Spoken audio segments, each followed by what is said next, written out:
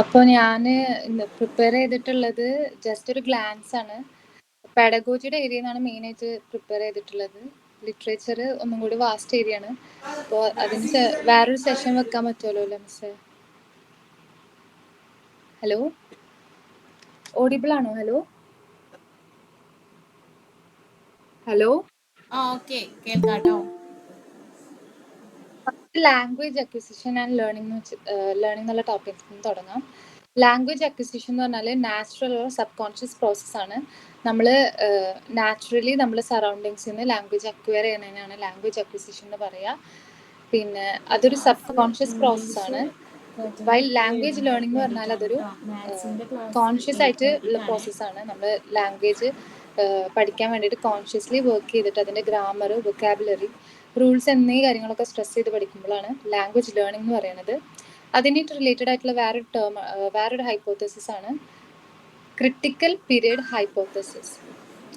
Critical period hypothesis എന്ന് പറഞ്ഞാൽ ഈ ഹൈപ്പോത്തസിസിൽ പറയണത് എന്താണെന്ന് വെച്ചാൽ, നമുക്ക് ലാംഗ്വേജ് പഠിക്കാനുള്ളത് ഒരു പെർട്ടിക്കുലർ ഏജ് വരെ നമുക്ക് ലാംഗ്വേജ് നന്നായിട്ട് നേറ്റീവ് ലൈക്ക് സ്പീക്കറിനെ പോലെ പഠിക്കാൻ പറ്റുള്ളൂ. ആ ഒരു പീരീഡ് കഴിഞ്ഞാൽ മേ ബി അതൊരു പ്യൂബേർട്ടിയുടെ ഏജ് വരെ എന്നാണ് പറയണത്. അത് കഴിഞ്ഞാൽ ഒരു സെക്കൻഡ് ലാംഗ്വേജ് പഠിക്കുക എന്നുള്ളത് ഡിഫിക്കൽട്ട് ആയിരിക്കും. ഈ ഹൈപ്പോത്തസിസിന് പറയുന്ന പേരാണ് ക്രിട്ടിക്കൽ പീരിയഡ് ഹൈപ്പോത്തസിസ്. അടുത്തതാണ് നേറ്റിവിസ്റ്റ് പെർസ്പെക്റ്റീവ് അല്ലെങ്കിൽ യൂണിവേഴ്സൽ ഗ്രാമർ എന്ന് പറയുന്നത്. യൂണിവേഴ്സൽ ഗ്രാമർ എന്നുള്ളത് പ്രൊപ്പോസ് ചെയ്തിട്ടുള്ളത് നോം ചോംസ്കി ആണ്. നോം ചോംസ്കിയുടെ ഇതിൽ വരുന്ന ഒരു ഇമ്പോർട്ടൻ്റ് ആയിട്ടുള്ള ടേമാണ് ലാഡ്, ലാംഗ്വേജ് അക്വിസിഷൻ ഡിവൈസ് എന്ന് പറഞ്ഞത്. ഇത് പറയണത് എന്താണെന്ന് വെച്ചാൽ, നമ്മളുടെ ബ്രെയിനിൽ ഓൾറെഡി ഒരു ഡിവൈസ് ഉണ്ട്. അത് ലാംഗ്വേജ് ഈസിലി എന്ത് ചെയ്യാൻ പറ്റുന്നതാണ്, അക്വയർ ചെയ്യാൻ പറ്റുന്ന കപ്പാസിറ്റി ഉള്ള ഒരു ഡിവൈസ് ആണെന്ന് പറഞ്ഞിട്ടാണ് ലാഡിനെ നോം ചോംസ്കി പറഞ്ഞിട്ടുള്ളത്. പിന്നെ അതിൽ തന്നെ വരുന്ന വേറൊരു ടേം ഇനേറ്റ് എബിലിറ്റി, അതിൽ നിന്ന് വരുന്ന വേറൊരു ടേമാണ് യൂണിവേഴ്സൽ ഗ്രാമർ എന്ന് പറഞ്ഞത്. യൂണിവേഴ്സൽ ഗ്രാമർ എന്നുകൊണ്ട് ആ ടേം കൊണ്ട് നോം ചോംസ്കി ഉദ്ദേശിക്കുന്നത് എന്താ വെച്ചാൽ, ഗ്രാമറിന് എന്തുണ്ടാവും, ബേസിക് ആയിട്ട് ഓരോ സ്ട്രക്ചേഴ്സ് ഉണ്ടാവും. അല്ലെങ്കിൽ ഓരോ ലാംഗ്വേജിൻ്റെ ഗ്രാമർ എന്ന് പറഞ്ഞാൽ ബേസിക്കലി എന്തായിരിക്കും, സെയിം ആയിരിക്കും. Structure of every language would be same. അപ്പോൾ ആ ഒരു ഗ്രാമാറ്റിക്കൽ ബേസ് എല്ലാ ലാംഗ്വേജും സെയിം ആവുന്നതുകൊണ്ട് തന്നെ ഈസിലി എന്ത് ചെയ്യാൻ പറ്റും, ഒരു ലാംഗ്വേജ് പഠിക്കാൻ പറ്റുന്നതാണ് യൂണിവേഴ്സൽ ഗ്രാമർ അപ്രോച്ചിൽ കൂടെ പറയുന്നത്. പിന്നെ ഇൻപുട്ട് ഹൈപ്പോത്തസിസ് സജസ്റ്റ് ചെയ്തിട്ടുള്ളത് സ്റ്റീഫൻ ക്രേഷൻ ആണ്. ഈ ഹൈപ്പോത്തസിസിൽ പറയുന്നത് എന്താണെന്ന് വെച്ചാൽ, ഒരു പെർട്ടിക്കുലർ ആയിട്ടുള്ള ഇൻപുട്ട് നമ്മുടെ കറൻറ്റ് ലാംഗ്വേജ് എബിലിറ്റിനെക്കാട്ടിയും അല്ലെങ്കിൽ കറൻറ്റ് ലാംഗ്വേജ് ലെവലിനെക്കാട്ടിയും ഒരു പെർട്ടിക്കുലർ ആയിട്ടുള്ള അല്ലെങ്കിൽ ഒരു സ്റ്റെപ്പ് കൂടുതൽ ഇൻപുട്ട് കൊടുത്തു കഴിഞ്ഞാൽ നമുക്ക് കിട്ടുന്ന ലാംഗ്വേജ് എന്ന് പറഞ്ഞാൽ ഒന്നും കൂടെ ഡെവലപ്ഡ് ആയിട്ട് നമുക്ക് പഠിക്കാൻ പറ്റും. അതായത് നമ്മളൊരു എക്സ്ട്രാ ഇൻപുട്ട് കൊടുക്കുക, ഒരു പെർട്ടിക്കുലർ ലെവലുള്ള ലാംഗ്വേജിനെക്കാട്ടി ഒരു എക്സ്ട്രാ ഇൻപുട്ട് കൊടുത്തിട്ട് ലേണറിന് എന്ത് ചെയ്യാൻ പറ്റും, ഒരു ലാംഗ്വേജ് ഒന്നും കൂടെ ലേൺ ചെയ്യാൻ പറ്റും. അതിനാണ് ഇൻപുട്ട് ഹൈപ്പോത്തസിസ് എന്ന് പറയുന്നത്. ഇതിന് റിലേറ്റഡ് ആയിട്ടുള്ള വേറെ ടേംസുകളൊക്കെ വരുന്നുണ്ട്. പിന്നെ വേറൊരു പെർസ്പെക്റ്റീവാണ് ഇൻട്രാക്ഷനിസ്റ്റ് പെർസ്പെക്റ്റീവ് എന്ന് പറഞ്ഞാൽ. ഈ ഇതിൽ പറയുന്നത് എന്താണെന്ന് വെച്ചാൽ, നമ്മൾ സൊസൈറ്റിയിൽ ഇൻട്രാക്ട് ചെയ്യുന്നതിനനുസരിച്ചിട്ടാണ് നമ്മളുടെ ലാംഗ്വേജ് നമുക്ക് കൂടുതലായിട്ട് അക്വയർ ചെയ്യാൻ പറ്റുന്നത്.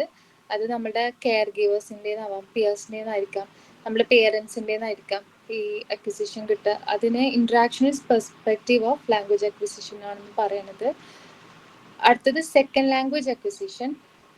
സെക്കൻഡ് ലാംഗ്വേജ് അക്വിസിഷൻ എന്ന് പറഞ്ഞാൽ, നമ്മളുടെ സ്വന്തം ലാംഗ്വേജ് അല്ലാണ്ട് നമ്മൾ വേറൊരു ലാംഗ്വേജ് പഠിക്കുക. അത് മേ ബി നമ്മളൊരു ഫോർമൽ ആയിട്ടുള്ള ഒരു എഡ്യൂക്കേഷൻ സിസ്റ്റത്തിൽ കൂടെ പഠിക്കുക, അല്ലെങ്കിൽ ഒരു ലാംഗ്വേജ് പ്രോഗ്രാംസ് നടത്തിയിട്ട് അതിൽ കൂടെ പഠിക്കാം, അല്ലെങ്കിൽ നമ്മളൊരു ആ ലൈഫ് സിറ്റുവേഷനിലേക്ക് അത് പഠിക്കാൻ വേണ്ടിയിട്ട് അങ്ങനത്തെ ഒരു പെർട്ടിക്കുലർ ലൈഫ് സിറ്റുവേഷനിലേക്കൊക്കെ പോവുക. അതാണ് സെക്കൻഡ് ലാംഗ്വേജ് അക്വിസിഷൻ എന്ന് പറയുന്നത്.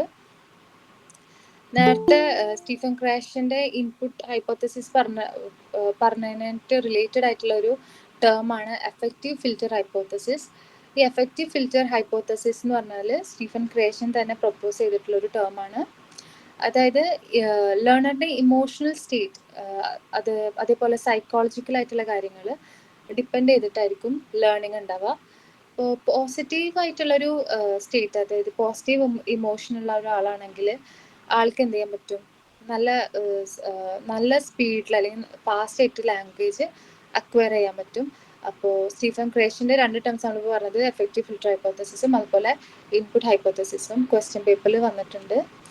പിന്നെ socio cultural theory by Lev Vygotsky, social constructives theory എന്നും ഇതിന് പറയും. ഇതിൽ മെയിനായിട്ട് ചോദിക്കുന്ന ടേമാണ് ZPD, zone of proximal development. അതായത് ഒരു പേഴ്സൻ്റെ കറൻറ്റ് എബിലിറ്റിയും പിന്നെ ഒരാളുടെ ഹെൽപ്പ് കൊണ്ട് കൂടിയിട്ട് അല്ലെങ്കിൽ സ്കഫോൾഡിംഗ് എന്നുള്ള ഒരു പ്രോസസ്സോട് കൂടിയിട്ട് ആൾക്ക് നേടിയിരിക്കുന്ന അക്വയർഡ് ആയിട്ടുള്ള ലാംഗ്വേജും തമ്മിലുള്ള ഒരു ഡിഫറൻസിനാണ് നമ്മൾ ZPD എന്ന് പറയുക. ഇത് കൂടുതലും സോഷ്യൽ ഇൻട്രാക്ഷൻ അല്ലെങ്കിൽ cultural context and collaborative learning, ഇതിൽ കൂടെ ഒക്കെയാണ് നമുക്ക് ഈ ലാംഗ്വേജിൻ്റെ ഡെവലപ്മെൻറ്റ് ഉണ്ടാവുക പറയുന്നത്. ഈ തിയറി മെയിനായിട്ട് സോഷ്യൽ ഇൻട്രാക്ഷൻ ആൻഡ് സ്കഫോൾഡിങ്ങിനാണ് കൂടുതൽ പ്രയോറിറ്റി കൊടുക്കുന്നത്. ഇത് ഭയങ്കര ഇമ്പോർട്ടൻ്റ് ആണ്. Next one bilingualism or multilingualism. നമ്മുടെ നേറ്റീവ് ലാംഗ്വേജ് അല്ലാണ്ട് നമ്മൾ വേറെ ഓരോ ലാംഗ്വേജസിൽ നമ്മൾ സ്കിൽസ് ഡെവലപ്പ് ചെയ്യുക. അതുപോലെ അങ്ങനെ ആകുമ്പോൾ നമ്മുടെ cognitive, social and cultural benefits ഉണ്ടാവും നമുക്ക്. ബൈലിംഗ്വലിസം എന്ന് പറഞ്ഞാൽ 2 ലാംഗ്വേജിൽ, മൾട്ടിലിംഗ്വലിസം എന്ന് പറഞ്ഞാൽ more than 2 languages.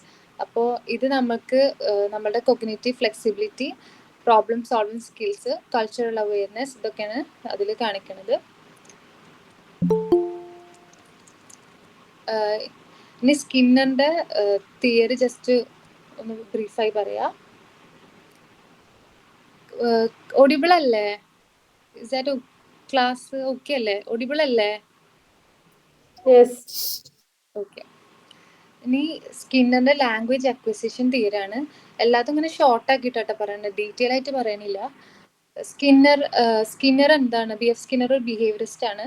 That language learning is learn through reinforcement and imitation. അതായത് റീഇൻഫോഴ്സ്മെന്റും ഇമിറ്റേഷനിൽ കൂടെയാണ് മെയിൻലി നമ്മൾ ലാംഗ്വേജ് ലേൺ ചെയ്യണമെന്നാണ് ആര് പറയുന്നത്? സ്കിന്നർ പറഞ്ഞത്.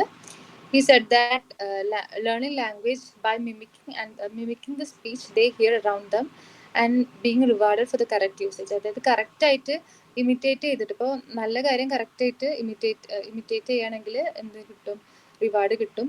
അതുപോലെ നെഗറ്റീവായിട്ടാണെങ്കിൽ പണിഷ്മെൻറ്റ് കിട്ടും. നെക്സ്റ്റ് സ്റ്റീഫൻ ക്രേഷൻ്റെ തിയറി എന്ന് പറയാം. Stephen Krashen proposed several hypotheses about language acquisition, emphasizing the difference between learning and acquisition. He argued that language acquisition occurs naturally and subconsciously when learners are exposed to comprehensible input. അപ്പോൾ input hypothesis പറഞ്ഞപ്പോൾ നമ്മൾ പറഞ്ഞിട്ടുണ്ടായിരുന്നു, ഒരു slightly അവരുടെ ഒരു current language ability ലെവലിനെക്കാട്ടിയും slightly above ആയിട്ടുള്ളൊരു input receive ചെയ്യുമ്പോഴാണ് ലാംഗ്വേജ് ലേണിംഗ് ഒക്കെ ചെയ്യാനാണ് ക്രേഷൻ പറഞ്ഞു. അപ്പോൾ അതെന്ന് പറഞ്ഞാൽ നാച്ചുറലി ഒക്കറിങ് ആണ്, as well as subconscious ആണ് പറയുന്നത്. ഇനി അതിലുള്ള ഒരു 3 ടേംസ് ഉണ്ട്. ഒന്ന് അക്വിസിഷൻ ലേണിംഗ് ഹൈപ്പോത്തസിസ്, അതായത് language acquisition is natural subconscious process and while learning is a conscious process. Acquisition subconscious ആണ്, ലേണിംഗ് എന്ന് പറഞ്ഞത് കോൺഷ്യസ് ആണ്. പിന്നെ ഇൻപുട്ട് ഹൈപ്പോത്തസിസ് എന്ന് പറഞ്ഞാൽ ലേണേഴ്സ് ലാംഗ്വേജ് ബെസ്റ്റ് ആയിട്ട് റിസീവ് ചെയ്യുക. അതെ, അവരുടെ ഒരു കറൻറ്റ് എബിലിറ്റി ഓഫ് ലാംഗ്വേജ് അല്ലെങ്കിൽ കറൻറ്റ് ലെവലിനെക്കാട്ടും ഒരു സ്ലൈറ്റ്ലി ഹയർ ലെവൽ ഓഫ് ലാംഗ്വേജിൻ്റെ അപ്ലിക്കേഷൻ വരുമ്പോഴാണ് ലാംഗ്വേജ് ലേൺ ചെയ്യാന്നുള്ളതാണ് ഇൻപുട്ട് ഹൈപ്പോത്തസിസ്. അതുപോലെ നെക്സ്റ്റ് വണ്ണാണ് എഫക്റ്റീവ് ഫിൽറ്റർ ഹൈപ്പോത്തസിസ്. നമ്മുടെ emotional factors like motivation, anxiety, ഇതൊക്കെ എന്തിനെ എഫക്റ്റ് ചെയ്യും? ലാംഗ്വേജ് ലേണിങ്ങിനെ എഫക്റ്റ് ചെയ്യും. പോസിറ്റീവ് ആയിട്ടുള്ള ഒരു ഇമോഷണൽ സ്റ്റേറ്റ് ആണെങ്കിൽ ഫാസ്റ്റർ നമുക്ക് എന്ത് ചെയ്യാൻ പറ്റും? ലാംഗ്വേജ് ലേൺ ചെയ്യാൻ പറ്റും. ഇതൊക്കെ ബേസിക് ആയിട്ടുള്ള ഇതിൽ പറയുന്നത്. ഈ ഇൻപുട്ടും എഫക്റ്റീവ് ഫിൽറ്റർ ഹൈപ്പോത്തസിസും ക്വസ്റ്റ്യൻ പേപ്പറിൽ കണ്ടിട്ടുണ്ട്.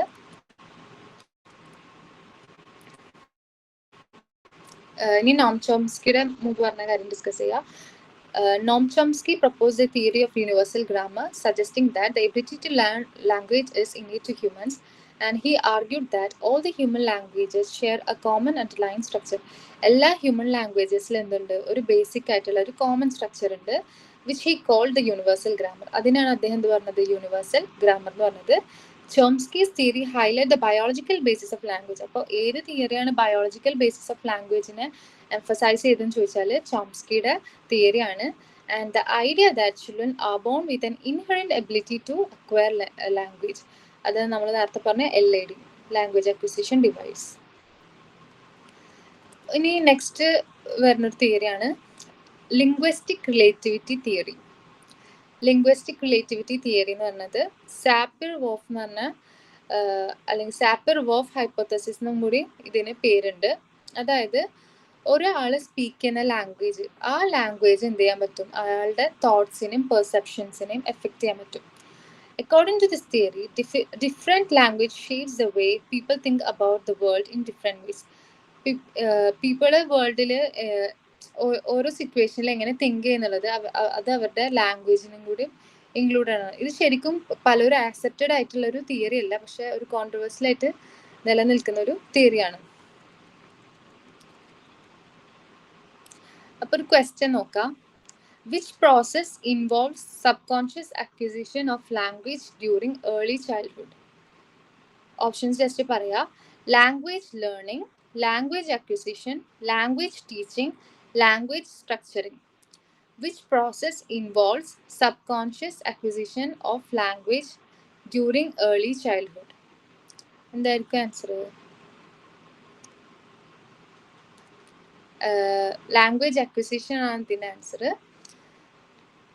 വേറൊരു question. Who proposed the theory of universal grammar as basis for language acquisition? Universal grammar നമ്മൾ പറഞ്ഞു നോം ചോംസ്കി. വേറൊരു question. According to the critical period hypothesis, what is the sensitive period for language acquisition in humans? Birth to 7 years എന്നാണ് പറഞ്ഞിട്ടുള്ളത്. Which theory suggests that language acquisition occurs through exposure to comprehensible input? ഒരു input കൊടുത്തിട്ട് ലാംഗ്വേജിന്റെ acquisition ഉണ്ടാവും എന്നുള്ളത് ഏത് തിയറിയിലാണ് പറഞ്ഞിട്ടുള്ളത്? Answer input hypothesis. ഇത് effective filter hypothesis നമുക്ക് ഓപ്ഷനിൽ ഉണ്ടാവും, പക്ഷെ നമ്മൾ ഇൻപുട്ട് ഹൈപ്പോത്തസിസ് തന്നെ സെലക്ട് ചെയ്യണം. രണ്ടും ക്രാഷിൻ്റെ ആണ്, അപ്പം നമുക്ക് ചിലപ്പോൾ എന്ത് ചെയ്യാൻ പറ്റും, കൺഫ്യൂസ്ഡ് ആവാൻ ചാൻസ് ഉണ്ട്. Okay, one question. What is the primary difference between language learning and language acquisition? Language learning ഉം language acquisition തമ്മിലുള്ള primary difference എന്താണ്? Learning is a conscious effort. Acquisition is a subconscious effort. Learning is only for adult. Acquisition is for children. Learning is faster. Acquisition is slower. Learning is written language.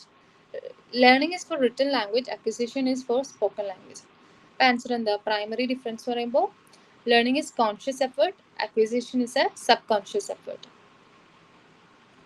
Okay. According to affective filter hypothesis, what impacts language acquisition? Affective filter hypothesis എന്ന് പറയുമ്പോൾ നമ്മൾ പറഞ്ഞു emotions ആണല്ലേ. അപ്പോൾ എന്താണ് അതിനെ affect ചെയ്യുന്നത്? Emotional states and motivation. ഇതിൽ വേറെ ഓപ്ഷൻസ് ഉണ്ട്. Cultural context and collaboration, social interaction and communication, exposure to comprehensible input. Social ഇൻട്രാക്ഷനും കൾച്ചറൊക്കെ വരുന്നത് വൈഗോട്സ്കിയുടെ തിയറിയിലാണ്. അതുപോലെ കോംപ്രിഹെൻസിബിൾ ഇൻപുട്ട് വരുന്നത് ക്രിയേഷൻ്റെതാണ്.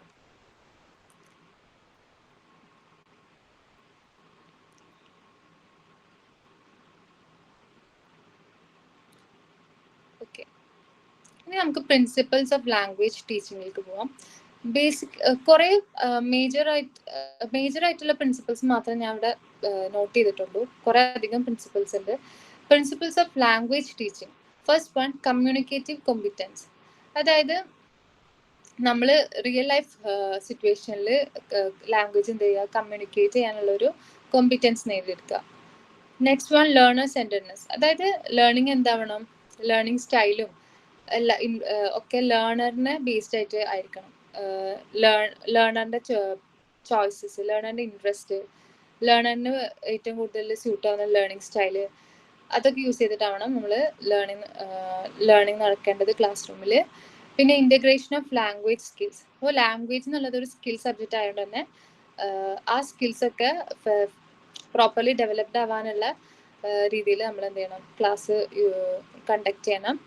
കോണ്ടെക്സ്ച്വൽ learning advocates for learning language in a meaningful and authentic context using real world material and situation to enhance learning. അതായത് real ലൈഫിൽ വരുന്ന കോണ്ടെക്സ്റ്റുകൾ use ചെയ്തിട്ട് എന്ത് ചെയ്യുക, നമ്മൾ ലാംഗ്വേജ് ലേൺ ചെയ്യുക. പിന്നെ ഒരു ഇമ്പോർട്ടൻ്റ് ആയിട്ടുള്ള കാര്യമാണ് scaffolding. Then differentiated instruction. Differentiated instruction എന്ന് പറയുമ്പോൾ tailors teaching methods, materials and assessment to accommodate diverse learning needs, ability and interests. അതായത് ഓരോ കുട്ടികളുടെയും ചോയ്സിനനുസരിച്ചിട്ടുള്ള ഇൻസ്ട്രക്ഷൻസ് കൊടുക്കുക. Assessment for learning, collaborative learning, motivation and engagement, cultural awareness, ഇതൊക്കെയാണ് main principles of language teaching.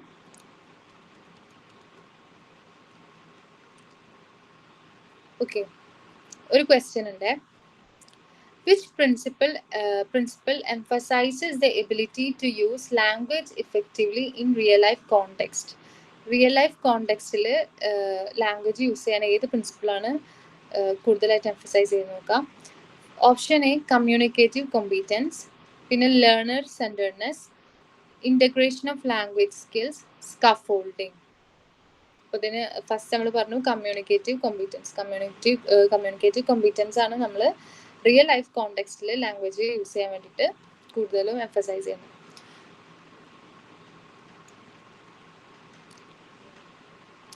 What is the primary goal of scaffolding in language teaching? Option A, assessing the learner progress, fostering the cultural awareness, providing temporary support to the learners, integrating language skills. Scaffolding in the main function and the providing temporary support to the learners. Which principle focus on tailoring teaching methods to accommodate diverse learner needs? Differentiated instruction. ഓരോ കുട്ടികളനുസരിച്ച് നമ്മൾ അവർക്കനുസരിച്ചുള്ള teaching methods use ചെയ്തിട്ട് class എടുക്കാം. അത് differentiated instruction.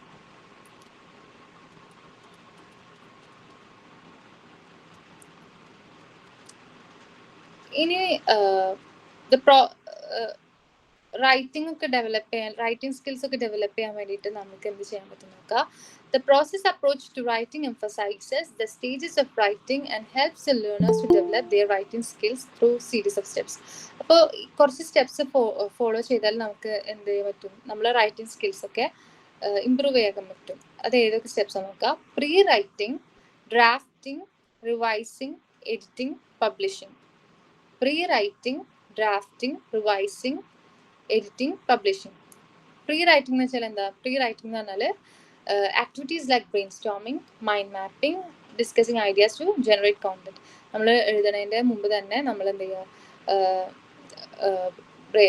ഓരോ ideas ഒക്കെ generate ചെയ്തിട്ട് set ആയിട്ട് വെക്കുക. Next one drafting. Writing the first version of the text without worrying about the mistakes. നമ്മൾ മിസ്റ്റേക്സ് ഒന്നും പരിഗണിക്കാതെ ഫസ്റ്റ് അതിൻ്റെ ഒരു റഫായിട്ട് എഴുതുന്നതിനാണ് ഡ്രാഫ്റ്റിംഗ് എന്ന് പറയുക. Next one revising, making changes to the content, organisation and clarity. നമ്മൾ ഡ്രാഫ്റ്റ് ചെയ്ത് വെച്ച സാധനങ്ങളൊക്കെ ഒന്ന് പ്രോപ്പർലി ഓർഗനൈസ് ചെയ്തിട്ട് ഒരു ക്ലാരിറ്റി കൊണ്ടുവരിക, അതിനാണ് റിവൈസിംഗ് എന്ന് പറയുക. Next one editing. എഡിറ്റിംഗിൽ mainly grammar, punctuation, spelling errors ഒക്കെയാണ് ചെക്ക് ചെയ്യുക. ലാസ്റ്റ് വൺ ആണ് publishing. That means final product. അപ്പോൾ ഇതിന് കണ്ടിട്ടുള്ള ക്വസ്റ്റ്യൻ ആണ്, what activity is typically done in the pre writing stage? Pre writing സ്റ്റേജിൽ what activity is typically done in the pre writing stage? Option A proofreading, option B brainstorming, option C publishing, option D revising. ഇതിൻ്റെ answer option B brain storming ആണ്. Next one, what does the revising stage focus on?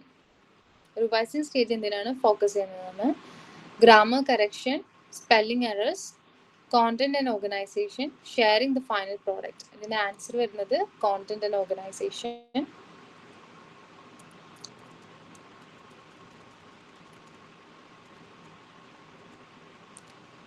Okay. Next, we'll look at another topic, activity-based learning or learner autonomy.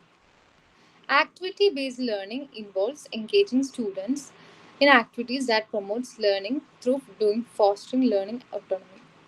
അതായത് നമ്മൾ ആക്ടിവിറ്റീസിൽ കൂടെ നമ്മൾ എന്ത് ചെയ്യുക, learning process നടത്തുക. അപ്പോൾ ഇതിന് നമ്മൾ മെയിനായിട്ട് യൂസ് ചെയ്യുന്ന ഒരു 5 ആക്ടിവിറ്റീസ് ഉണ്ട്. ഒന്ന് റോൾ പ്ലേ, പിന്നെ group project, debates, language games, self assessment. ഒരു ക്വസ്റ്റ്യൻ ഉണ്ട്, what is the primary goal of activity based learning? Activity based ലേണിംഗിന്റെ പ്രൈമറി ഗോൾ എന്താണെന്നാണ് question. Memorising vocabulary, engaging in activities to learn by doing, listening to lectures, reading texts. ഇതിന്റെ primary goal എന്താ? Activity ബേസ്ഡിന്റെ engaging in activities to learn by doing. Learning by doing ആണ് ഇതിന്റെ primary goal.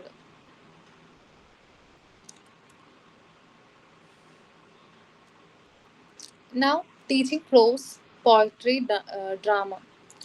Teaching prose. അപ്പോൾ teaching പ്രോസ് പഠിപ്പിക്കാൻ വേണ്ടി നമ്മൾ use ചെയ്യുന്ന സം മെത്തേഡ്സ് എന്താണെന്ന് നോക്കാം. റീഡിങ് കോംപ്രിഹെൻഷൻസ്, അപ്പോൾ പാസേജ് ഒക്കെ വായിച്ചിട്ട് പിന്നെ അതിൽ നിന്ന് ക്വസ്റ്റ്യൻസ് ഫോളോ ചെയ്ത് ചോദിക്കുക. ഡിസ്കഷൻ അനാലിസിസ്, പിന്നെ ഓരോ പ്രോസ് കൊടുത്തിട്ട് അതിൻ്റെ ഡിസ്കഷനും കാര്യങ്ങളും ചെയ്യുക. സമ്മറൈസിങ്, സ്റ്റുഡൻസിനെ കൊണ്ട് തന്നെ സമ്മറൈസ് ചെയ്യിപ്പിക്കുക. ക്രിയേറ്റീവ് റൈറ്റിംഗ്, ഇതുപോലത്തെ ഇപ്പോൾ ഒരു പ്രോസ് ആണെങ്കിൽ അതുപോലത്തെ എൻഡിങ് വരുന്ന വേറെ ഏതെങ്കിലും സ്റ്റോറീസ് അങ്ങനെ എന്തെങ്കിലുമൊക്കെ എഴുതാൻ പറയുക. Creative writing, role playing. ഇതാണ് മെയിനായിട്ട് പറയുന്ന 5 മെത്തേഡ് പ്രോസ് പഠിക്കാൻ വേണ്ടിയിട്ട്. ഒരു ക്വസ്റ്റ്യൻ ഉണ്ട്, what is a key activity for checking students understanding of prose? ഒരു സ്റ്റുഡൻറ് പ്രോസ് അണ്ടർസ്റ്റാൻഡ് ചെയ്യുന്ന മനസ്സിലാക്കാൻ വേണ്ടി ചെയ്യാൻ പറ്റുന്ന ഒരു കീ ആക്ടിവിറ്റി എന്താണെന്ന് ചോദിച്ചിട്ടുള്ളത്. ഫസ്റ്റ് റൈറ്റിംഗ് പോയിട്രി, പിന്നെ summarising, drawing pictures, singing song. ഇതിന് ആൻസർ വരുന്നത് സമ്മറൈസിങ് ആണ്.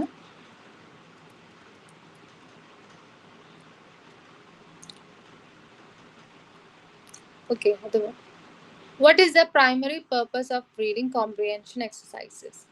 Comprehension exercises എന്തിനാണ് മെയിൻലി യൂസ് ചെയ്യുന്നുള്ളതാണ്. To improve writing skills, to analyze theme, to check the understanding of a text, to teach grammar rules. Answer, to check the understanding of a text ആണ്.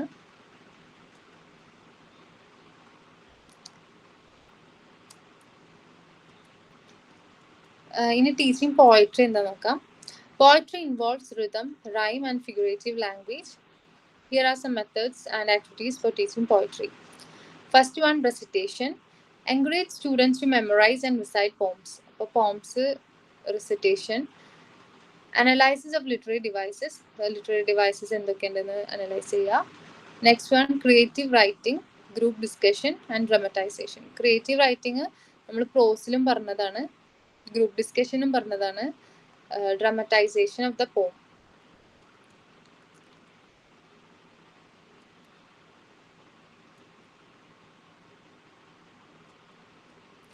Teaching drama. Drama involves performing plays and understanding dialogues, characters, and stage direction. Here are the methods and activities for teaching drama. Drama പഠിപ്പിക്കാനുള്ള കുറച്ച് methods ആണ്. Reading place allowed, acting, character analysis, writing scripts, improvisation. So ഈ methods ഒക്കെയാണ് use ചെയ്തിട്ടാണ് നമ്മൾ drama പഠിപ്പിക്കാൻ. First one, reading place allowed, acting, character analysis, writing scripts, improvisation.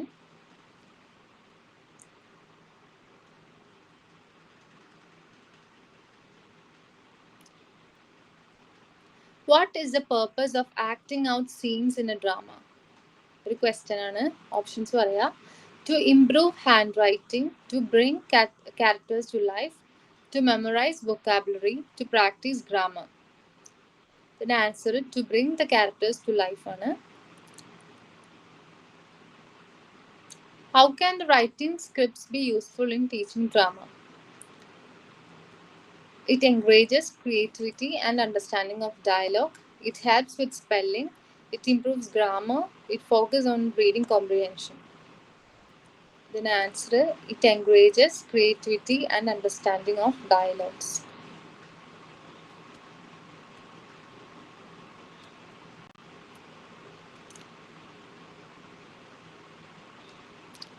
ഇനി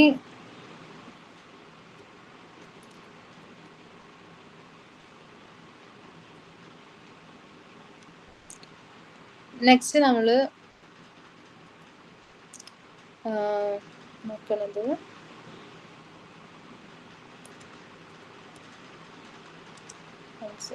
page load ആവുന്നില്ല. ഓക്കെ, ഇനി നെക്സ്റ്റ് നമുക്ക് വേരിയസ് അപ്രോച്ചസ് നോക്കാം. സ്ട്രക്ചറൽ അപ്രോച്ച് ഞാൻ എല്ലാതും ഭയങ്കര ഷോർട്ട് ആയിട്ടാ പറയണേ. സ്ട്രക്ചറൽ അപ്രോച്ച് എന്ന് പറഞ്ഞാൽ it mainly focus on the grammar and sentence structure. It emphasise learning language through the rules and patterns. അതായത് ഗ്രാമറിനും സെന്റൻസ് സ്ട്രക്ചറിനും ഇമ്പോർട്ടൻസ് കൊടുത്തിട്ടുള്ള ഒരു അപ്രോച്ചാണ് സ്ട്രക്ചറൽ അപ്രോച്ച്. അതിൽ മെയിനായിട്ട് നമ്മൾ ലാംഗ്വേജിന്റെ റൂൾസും പാറ്റേണും ആണ് ഫോക്കസ് ചെയ്യുന്നത്. അടുത്തത് കമ്മ്യൂണിക്കേറ്റീവ് അപ്രോച്ചാണ്. കമ്മ്യൂണിക്കേറ്റീവ് അപ്രോച്ച് എന്ന് പറഞ്ഞാൽ നമ്മൾ കമ്മ്യൂണിക്കേഷൻ എഫക്റ്റീവ് ആക്കാൻ വേണ്ടിയിട്ട് റിയൽ ലൈഫ് സിറ്റുവേഷനിൽ ലാംഗ്വേജിന്റെ യൂസേജിനാണ് കമ്മ്യൂണിക്കേറ്റീവ് അപ്രോച്ച് എന്ന് പറയുന്നത്. ഇത് മെയിൻലി ഫോക്കസ് ചെയ്യുന്ന സ്കിൽ എന്ന് പറഞ്ഞാൽ സ്പീക്കിംഗ് ആണ്. ആൻഡ് നമ്മൾ ആദ്യം പറഞ്ഞ പോലെ സ്ട്രക്ചറൽ അപ്രോച്ചിന്റെ ഗ്രാമർ എന്നുള്ളതിനെക്കാട്ടും കൂടുതലായിട്ട് സ്പീക്കിംഗ് എന്നുള്ള സ്കിൽസ് വളരാൻ വേണ്ടിയിട്ടാണ് കമ്മ്യൂണിക്കേറ്റീവ് അപ്രോച്ച് നമ്മൾ യൂസ് ചെയ്യുന്നത്. പിന്നെ ഒരു ഓറൽ അപ്രോച്ച്, പിന്നെ അടുത്ത അപ്രോച്ചാണ് ഓറൽ അപ്രോച്ച്. ഓറൽ അപ്രോച്ച് എന്ന് പറഞ്ഞാൽ ഓറൽ അപ്രോച്ച് മെയിൻലി ഫോക്കസ് ചെയ്യുന്നത് സ്പീക്കിങ്ങിന് ആസ് വെൽ ആസ് ലിസണിങ്ങിനെയാണ്. Is often using repetition and drills to build fluency. റെപ്പറ്റീഷനും അതുപോലെ ഡ്രിൽസും കണ്ടിന്യൂസ് പ്രാക്ടീസും യൂസ് ചെയ്തിട്ടാണ് നമ്മൾ ഓറൽ അപ്രോച്ചിൽ പറയണത്. ഹ്യൂമാനിസ്റ്റിക് അപ്രോച്ച്, അടുത്തത് ഹ്യൂമാനിസ്റ്റിക് അപ്രോച്ച് എന്നാണ്. ഇതിൽ മെയിൻലി പറയണത് എന്താ വെച്ചാൽ നമ്മളുടെ ഒരു സൈക്കോളജിക്കൽ ആയിട്ടുള്ള ഇമോഷൻസ്, സൈക്കോളജിക്കൽ നീഡ്സ്, അതൊക്കെ നമ്മുടെ ലേണിങ്ങിനെ നന്നായിട്ട് ബാധിക്കും. ഇപ്പം നല്ല പോസിറ്റീവ് ആയിട്ടുള്ള എൻവയോൺമെന്റ്, അതുപോലെ സ്ട്രെസ് ഫ്രീ ആയിട്ടുള്ള ഒരു സിറ്റുവേഷൻ ഒക്കെ ആണെങ്കിൽ നമുക്ക് എന്ത് ചെയ്യാൻ പറ്റും, പെട്ടെന്ന് തന്നെ ലേണിംഗ് പ്രോസസ്സ് നടക്കും.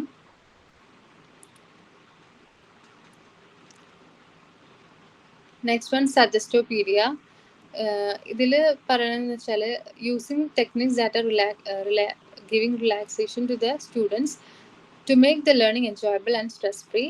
It aims to make the brain more receptive to learning. stress free ആയിട്ടുള്ള ഒരു സിറ്റുവേഷൻ കൊടുത്തിട്ട് like through music or art learning നടത്താം.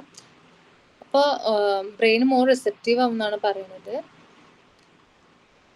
Next one CLL. CLLന്റെ ഫുൾ ഫോം ഒക്കെ ചോദിക്കുക. Community language learning. Community language learning is learning happens in a group or setting where students help each other. It emphasizes peer support and collaboration. അപ്പോൾ peer support ഉം collaboration ഉം use ചെയ്തിട്ടുള്ള ഒരു language ലേണിങ്ങിൻ്റെ ഇതാണ് community language learning എന്ന് പറയുന്നത്. ഇപ്പോൾ class റൂമിലൊക്കെ CLL അപ്ലൈ ചെയ്തിട്ട് ഫോറിൻ ക്ലാസ് റൂമിലൊക്കെ അധികം CLL ഒക്കെ യൂസ് ചെയ്യാൻ നമുക്ക് കാണാൻ പറ്റും.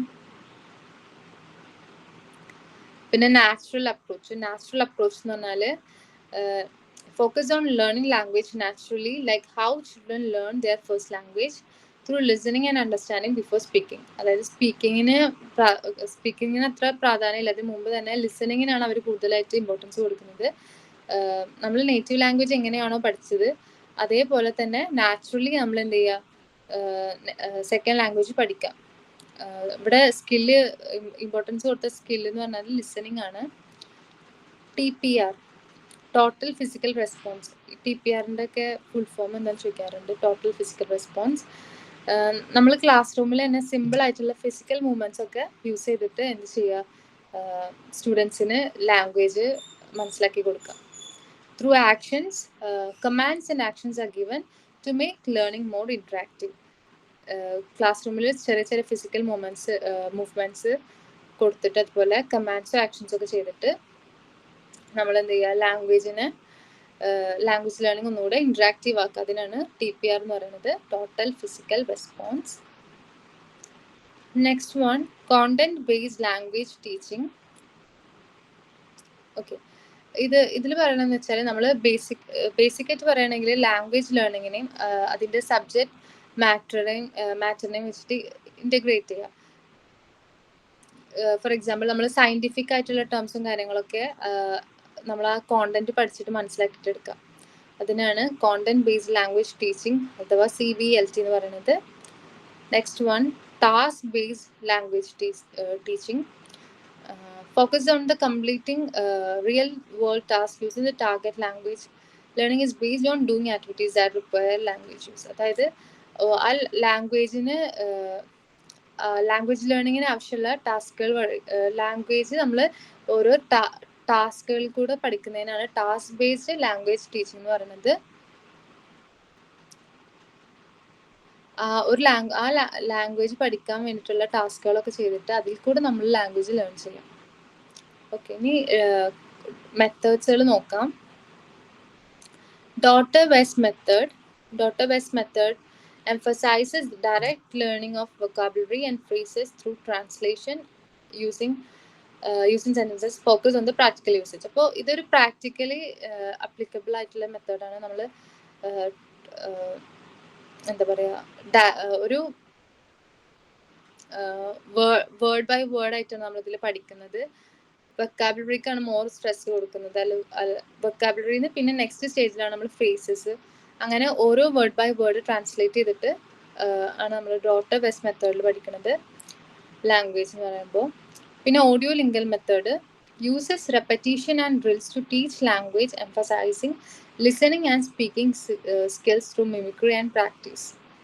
അതായത് പ്രാക്ടീസിൽ കൂടെ നമ്മൾ ലാംഗ്വേജ് പഠിക്കുക. ഇത് ഇവിടെ മോർ എംഫസൈസ് കൊടുത്തിട്ടുള്ളത് ലിസണിങ്ങും സ്പീക്കിങ്ങും ആണ്. ഓഡിയോ ലിങ്കൽ മെത്തേഡിൽ നമ്മൾ യൂസ് ചെയ്യുന്ന സ്കിൽ എന്ന് പറഞ്ഞാൽ ലിസണിങ് ആൻഡ് സ്പീക്കിംഗ് സ്കില്ലാണ്. ഇനി ഇമ്പോർട്ടൻ്റ് ആയിട്ടുള്ളൊരു അപ്രോച്ചാണ് whole language approach. Whole language approach എന്ന് പറഞ്ഞാൽ encourage learning language through the use of whole text integrating reading writing speaking and listening. അതായത് നമ്മൾ എല്ലാ സ്കിൽസും റീഡിങ് ആവട്ടെ റൈറ്റിംഗ് ആവട്ടെ സ്പീക്കിംഗ് ആൻഡ് ലിസണിങ് എല്ലാ സ്കിൽസും യൂസ് ചെയ്തിട്ട് നമ്മൾ ലാംഗ്വേജ് ലേൺ ചെയ്യുന്ന ഒരു അപ്രോച്ചാണ് ഹോൾ ലാംഗ്വേജ് അപ്രോച്ച് എന്ന് പറഞ്ഞാൽ. നമുക്ക് ക്വസ്റ്റ്യൻസ് നോക്കാം.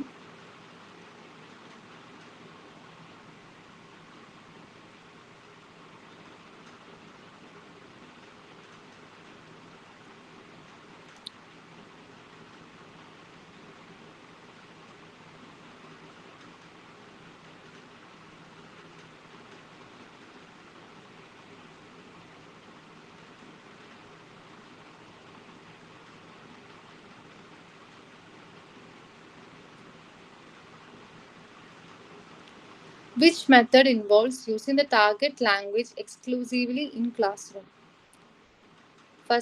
First option, grammar translation method, audio lingual method, direct method, task based learning. ഇതിന്റെ ആൻസർ വരുന്നത് ഡയറക്റ്റ് മെത്തേഡാണ്.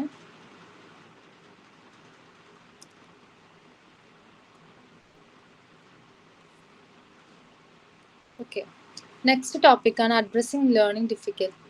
Identifying learning difficulty. നമ്മളെങ്ങനെ ലേണിംഗ് ഡിഫിക്കൽറ്റീസ് നമുക്ക് ഐഡന്റിഫൈ ചെയ്യാൻ പറ്റുക? First one, observation. നമ്മൾ സ്റ്റുഡൻറ്റിനെ ഒബ്സർവ് ചെയ്തിട്ട് നമുക്ക് ആ കുട്ടി എന്തെങ്കിലും ലാംഗ്വേജ് സ്കിൽസ് ഡെവലപ്പ് ചെയ്യാൻ വേണ്ടിയിട്ട് സ്ട്രഗിൾ ചെയ്യണുണ്ടോ നോക്കാം. പിന്നെ അസസ്മെൻറ്റ്, നമ്മൾ both formal and informal assessment that we conduct in the classroom. പിന്നെ students feedback, parental involvement, consultation and specialist. ഈ മെത്തേഡ്സ് യൂസ് ചെയ്തിട്ട് നമുക്ക് എന്ത് ചെയ്യാൻ പറ്റും? നമുക്ക് കുട്ടികൾക്ക് എന്തെങ്കിലും ലേണിംഗ് ഡിഫിക്കൽറ്റീസ് ഉണ്ടോ എന്ന് നമുക്ക് മനസ്സിലാക്കാൻ പറ്റും.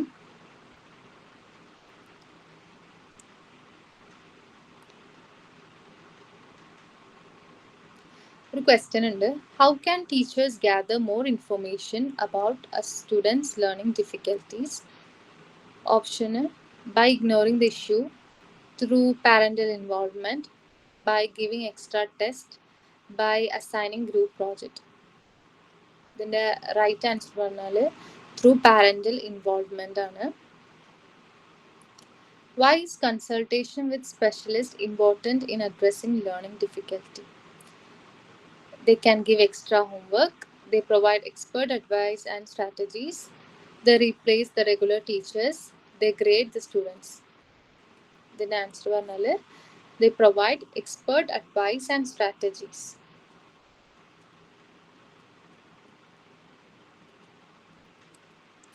What is an informal assessment? Option: standardized testing, classroom quizzes and observation, final exams, midterm exams. അപ്പോൾ അത് classroom quizzes and observation.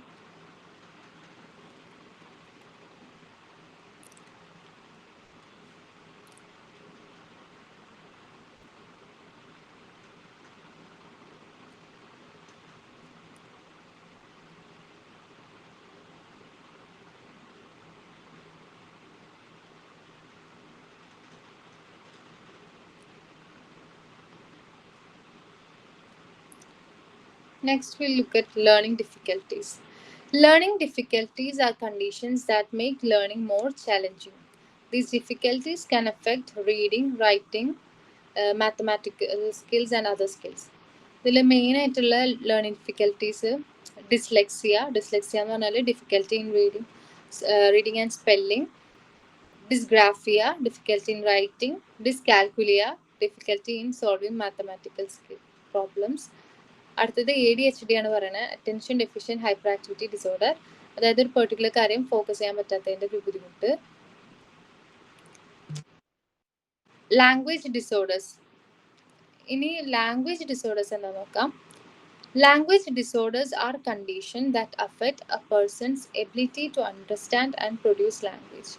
They can be developmental or acquired and they can include. Okay, ഇനി അതിൻ്റെ കുറേ type of language disorders ഉണ്ട്. First one expressive language disorder. Expressive language disorder എന്ന് പറഞ്ഞാൽ ഒരു particular കാര്യം എക്സ്പ്രസ് ചെയ്യാൻ പറ്റാതെ തോട്ട്സും ഐഡിയാസും ഒക്കെ എന്ത് ചെയ്യാം, കുട്ടിക്ക് എക്സ്പ്രസ് ചെയ്യാൻ പറ്റാത്തൊരവസ്ഥ. അതിനാണ് എക്സ്പ്രസീവ് ലാംഗ്വേജ് ഡിസോർഡർ എന്ന് പറയുക.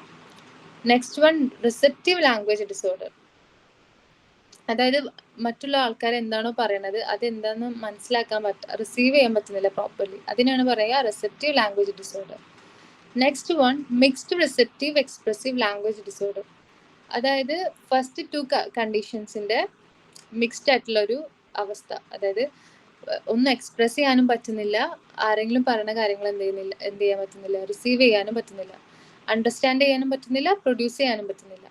അതിനാണ് mixed receptive expressive language disorder എന്ന് പറയുന്നത്. Next one aphasia. Loss of ability to understand or express speech typically due to brain injury. ഒരു ബ്രെയിൻ ഇഞ്ചുറി കാരണം കൊണ്ട് ഒരു സ്പീച്ച് പ്രൊഡ്യൂസ് ചെയ്യാൻ പറ്റാതിരിക്കുക, അല്ലെങ്കിൽ അണ്ടർസ്റ്റാൻഡ് ചെയ്യാൻ പറ്റാതിരിക്കുക. അതിനാണ് അഫാസിയ എന്ന് പറയുക. Next one speech sound disorders. Speech sound disorders എന്ന് പറഞ്ഞാൽ നമ്മൾ പ്രൊനൗൺസിയേഷനിലൊക്കെ സ്ലട്ടറിങ്ങും അതുപോലെ ആർട്ടിക്കുലേഷൻ ഡിസോർഡേഴ്സ് ഒക്കെ ഉണ്ടാവാം. സൗണ്ട്സ് കറക്റ്റ്ലി പ്രൊഡ്യൂസ് ചെയ്യാൻ പറ്റാത്ത അവസ്ഥ. അതിനാണ് സ്പീച്ച് സൗണ്ട് ഡിസോർഡേഴ്സ് എന്ന് പറയുക.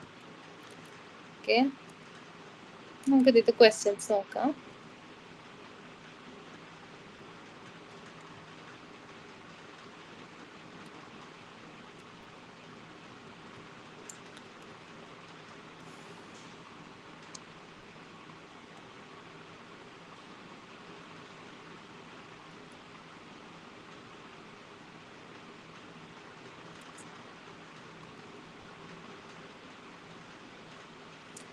What is an expressive language disorder?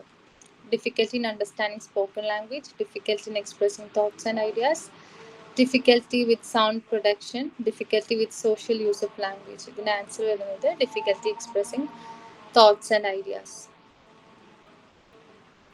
പിന്നെ which disorder involves difficulty understanding spoken or written language? നമ്മൾ പറഞ്ഞു റിസീവ് ചെയ്യാൻ പറ്റാത്ത അവസ്ഥയ്ക്ക് റിസെപ്റ്റീവ് ലാംഗ്വേജ് ഡിസോർഡർ എന്നാണ് പറയുക.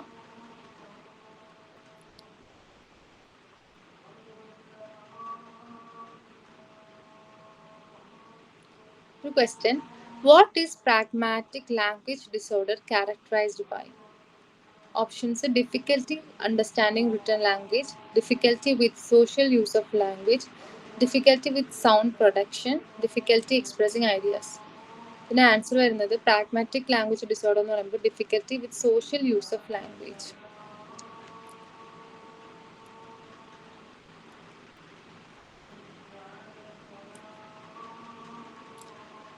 Next strategies for dealing with language disorders. Language ഡിസോർഡേഴ്സിന് ഡീൽ ചെയ്യാൻ വേണ്ടിയിട്ടുള്ള സ്ട്രാറ്റജീസ് നോക്കാം. ഫസ്റ്റ് ഇൻഡിവിജ്വലൈസ്ഡ് എഡ്യൂക്കേഷൻ പ്ലാൻസ്, അതിന് IEPS എന്ന് പറയും. Create a tailored learning plans to address specific needs, അതായത് ഓരോ കുട്ടികളുടെ നീഡ്സിനനുസരിച്ചുള്ളൊരു പ്ലാൻ ഉണ്ടാക്കുക. Speech and language therapy, multi sensory teaching methods, അതായത് വിഷ്വൽ മെത്തേഡ്സ്, ഓഡിറ്ററി മെത്തേഡ് ഇതൊക്കെ യൂസ് ചെയ്തിട്ട് ലേണിംഗ് എൻഹാൻസ് ചെയ്യുക. സിംപ്ലിഫൈഡ് ലാംഗ്വേജ്, ഒന്നുകൂടെ സിമ്പിളായിട്ട് ക്ലിയർ ആയിട്ടുള്ള ലാംഗ്വേജ് യൂസ് ചെയ്യുക. പിന്നെ ടെക്നോളജി അസിസ്റ്റ് ചെയ്തിട്ട് ലാംഗ്വേജ് എൻഹാൻസ് ചെയ്യുക. അപ്പോൾ individualised education plans, speech and language therapy, multi sensory teaching methods, simplified language, assistive technology.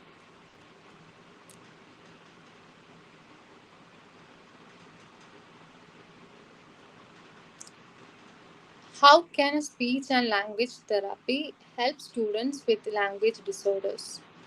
Option: by improving handwriting, by increasing test scores, by improving communication skills, by reducing homework. ഇതിൻ്റെ answer by improving communication skill.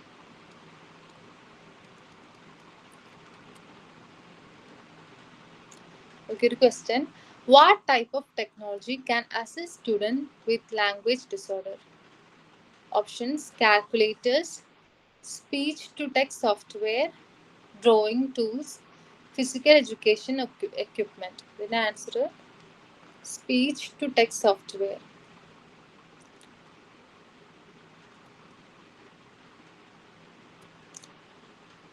ഇതാണ് മെയിനായിട്ട് പെഡഗോജിയുടെ ഏരിയയിൽ നിന്ന് വരുന്ന topics. ഞാൻ അതൊക്കെ ഒന്ന് ബ്രീഫായിട്ടേ പറഞ്ഞിട്ടുള്ളൂ, ടൈം ലിമിറ്റ് ഉള്ളതുകൊണ്ടാണ്.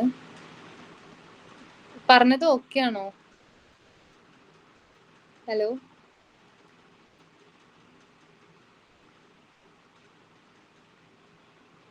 Hello okay. ഇനി ലിറ്ററേച്ചറിൻ്റെ ഏരിയ ആണുള്ളത്. ലിറ്ററേച്ചറിൻ്റെ ഏരിയ കുറച്ച് വാസ്റ്റ് ആയതുകൊണ്ട് അത് വേറെ ദിവസം പറ്റുകയാണെങ്കിൽ പറഞ്ഞുതരാമെന്ന് വിചാരിക്കുന്നു. ഇപ്പോൾ ഇന്നിപ്പോൾ ഇത്ര പ്രിപ്പയർഡ് ആയിട്ടുള്ളൂ, കാരണം ലിറ്ററേച്ചറിൻ്റെ ഏരിയ ഒരു വാസ്റ്റ് ഏരിയ ആണ്. അപ്പം അത് വേറെ തന്നെ പറയണം. മിസ്സേ, രമിത മിസ്സേ. ഓക്കെ. ആതിരെ കുറച്ചൊക്കെ ലിറ്ററേച്ചറിന്റെ ഭാഗേ പറഞ്ഞു കൊടുത്തിട്ടുണ്ടായിരുന്നു. ഇനി ഇപ്പൊ ഈ കേട്ടറ്റ് എഴുതുന്നത് ഈ വരുന്ന ശനി ഞായറും അല്ലേ? അപ്പൊ ഇനിയിപ്പോ പഠിച്ചുകൊണ്ടിരിക്കുന്ന കുട്ടികൾക്ക് ഡിസംബറിലാണ് എക്സാം വരിക. അപ്പൊ ആ ടൈമില് ഒന്ന് അവർക്ക് പറഞ്ഞു കൊടുത്താൽ മതി ലിറ്ററേച്ചറിന്റെ ഏരിയ.